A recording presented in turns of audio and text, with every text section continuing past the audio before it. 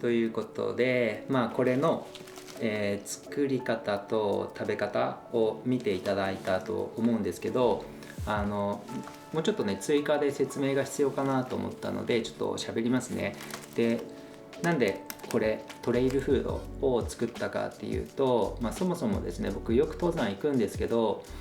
あんまりねこういうの売ってないんですよ。売ってるんですけど、そのプラントベースでオーガニックっていうものを探そうとすると、日本にはねそういったものほぼ売っていなくって存在してないんですね。で、唯一あるのが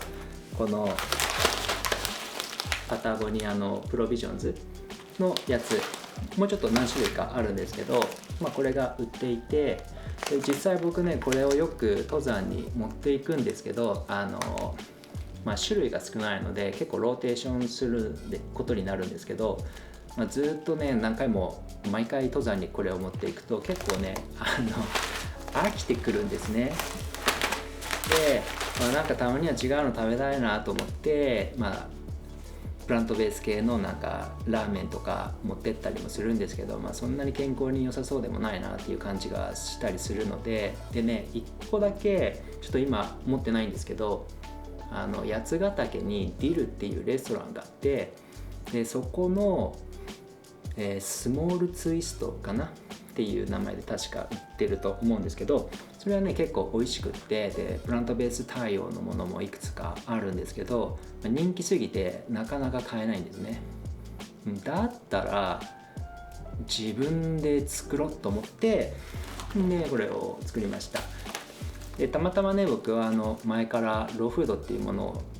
10年以上前ですけどやってて、でその時に買ったディハイドレーターっていうのを今でも持っていてたまに使うんですけど、ディハイドレーターあったらこれ作れるじゃんと思ってね作りました。それでこれはですね結構作るのが簡単で、普通にねこれだったら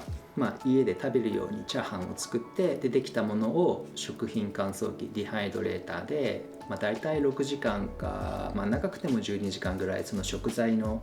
カットされてる大きさとかにもなんかいろいろ条件はよるんですけど、だいたいそれくらい乾燥させればこういうドライな状態になるので、それを真空パックに入れて、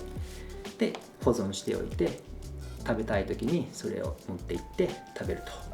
ということですね。でこの真空パックなんですけど、これはねヘンケルスの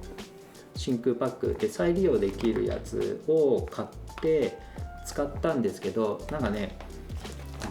5個のうち1個2個くらいは結構ね穴が開いちゃって空気が入っちゃったんですよね。多分ねこのチャーハンのお米が乾燥すると結構鋭く硬くなるので、それで真空する時に、結構よく見るとねポツポツなんかデコボコができてるんですけど、多分穴が開いてそこから空気が入っちゃうのかなと思って、で、そうすると真空パックの意味なくなっちゃうので、これはねちょっと対策が必要かなと思っております。なんかジップロックみたいなやつで中にも二重にするか、もしくは競技みたいなやつを、挟むとか、何かしら二重にした方がいいのかなとは思いますが、なんかいい感じの解決策が出たら次の動画でお伝えしたいと思います。でこれ結構ね実際作ってみて